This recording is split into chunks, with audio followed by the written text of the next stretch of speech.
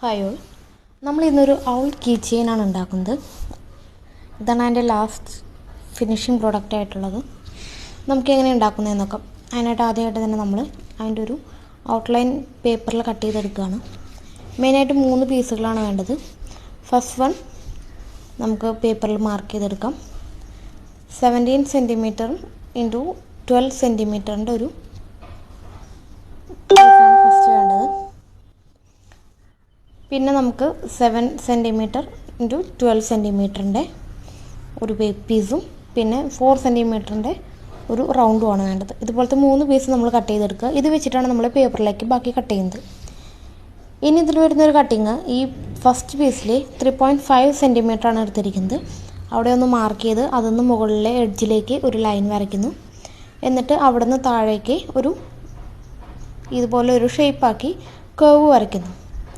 അതുപോലെ തന്നെ ആ വരയിലൂടെ നമ്മളത് കട്ട് ചെയ്തെടുക്കുകയാണ്. അപ്പോൾ നമ്മുടെ ഫസ്റ്റ് പീസ് ഓക്കെ ആയിട്ടുണ്ട്. അതുപോലെ തന്നെ ബാക്കി 2 പീസും നമുക്ക് കട്ട് ചെയ്യാനുണ്ട്. അതുപോലെ സെക്കൻഡ് പീസാണിത്. ഈ പീസിലും നേരത്തെ ചെയ്തതുപോലെ നമുക്ക് ചെയ്യണം. അതിനായിട്ട് നമ്മൾ 0.5 സെൻറ്റിമീറ്ററാണ് എടുത്തിരിക്കുന്നത്. എന്നിട്ട് മുകളിലേക്ക് ആ കോർണറിലേക്ക് ഒരു ലൈൻ വരയ്ക്കുന്നു. അങ്ങനെ ഇതിൽ നമുക്ക് അങ്ങനെ ഒരു കർവ് കിട്ടി. ഇനി ഇത് വെച്ച് നമ്മളത് പേപ്പറിലേക്ക് കട്ട് ചെയ്യുകയാണ്. അപ്പോൾ അതിനായിട്ട് തെറ്റിപ്പോവാതിരിക്കാനായിട്ട് നമ്മൾ ഈ ന്യൂസ് പേപ്പർ കട്ടിങ് ആ പേപ്പറിൽ വെച്ച് ഒന്ന് പിൻ ചെയ്ത് വെക്കുന്നത് ബെറ്റർ ആയിരിക്കും. എന്നിട്ടൊരു 1/2 ഇഞ്ച് വിട്ട് നമ്മളത് മാർക്ക് ചെയ്യുന്നു. എന്നിട്ട് അതൊന്ന് കട്ട് ചെയ്തെടുക്കുന്നു. നമ്മുടെ ഈ സെക്കൻഡ് പീസിനെ നമ്മൾ നേരത്തെ എടുത്ത ക്ലോത്ത് അല്ലാതെ പ്ലെയിൻ ആയിട്ട് അല്ലെങ്കിൽ മാച്ചിങ് ആയിട്ടുള്ളൊരു ക്ലോത്ത് എടുക്കുന്നതായിരിക്കും നല്ലത്. അപ്പോഴായിരിക്കും നമുക്ക് ആ ഫിനിഷിങ് ലുക്ക് കിട്ടുക.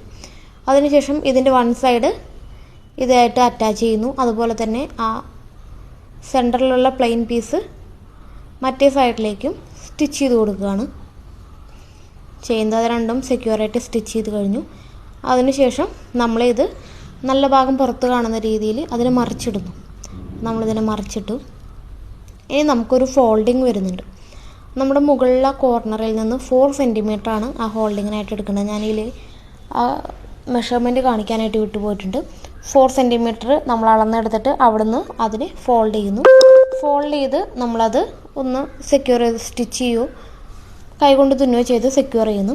അതിനുശേഷം നമ്മളൊരു പേപ്പറിൽ അതിൻ്റെ 2 ഐസ് ഒന്ന് വരച്ച് കട്ട് ചെയ്തെടുക്കുകയാണ്. അതിന് മുന്നേ അത് നമ്മളത് പശ വെച്ച് ഒട്ടിച്ചു കൊടുക്കുകയാണ് ചെയ്യുന്നത്. അതിന് ഇതിൻ്റെ ഉള്ളിൽ ഫില്ല് ചെയ്യാനായിട്ട് നമ്മൾ നമ്മുടെ കയ്യിലുള്ള തുണികളോ അല്ലെങ്കിൽ പഞ്ഞിയോ അങ്ങനെ എന്തെങ്കിലും വെച്ച് നമ്മളിതിൻ്റെ ഉള്ളിൽ ഫില്ല് ചെയ്ത് താഴെ ഒന്ന് ഫിനിഷ് ചെയ്ത് തുന്നി കൊടുക്കുന്നുണ്ട്. ഞാനിതിൽ കാണിക്കാനായിട്ട് വിട്ടുപോയതാണ്. അതിനുശേഷം ലാസ്റ്റായിട്ട് നമ്മളിതിന് ഒരു ഹാങ്ങിങ് കൊടുക്കുകയാണ്. അതിന് നമ്മുടെ കയ്യിലുള്ളൊരു ക്ലോത്ത് ഇതുപോലെ സ്റ്റിച്ച് ചെയ്തെടുക്കുന്നു. അതിനുശേഷം ആ ഓളിൻ്റെ ബാക്കിലായിട്ട് ഇത് സ്റ്റിച്ച് ചെയ്യുകയോ തുന്നി കൊടുക്കുകയോ ചെയ്തിട്ട് സെറ്റ് ചെയ്യാവുന്നതാണ്. നമ്മുടെ ഔൾ ശരിയായിട്ടുണ്ട്. ഇത് നമുക്കിതിൻ്റെ ഫൈനലായിട്ടുള്ള പിക്ക് കാണാം. അപ്പോൾ ഇതാണ് നമ്മുടെ ഫൈനൽ പ്രൊഡക്റ്റ്. എല്ലാവർക്കും ഈസി ആയിട്ട് പെട്ടെന്ന് ചെയ്യാവുന്നതാണ്. നിങ്ങൾക്ക് നിങ്ങളുടെ കയ്യിൽ അവൈലബിൾ ആയിട്ടുള്ള ക്ലോത്ത് വെച്ച് നിങ്ങളുടെ ഐഡിയ വെച്ച് ഇതുപോലൊരിത് ചെയ്യാവുന്നതാണ്.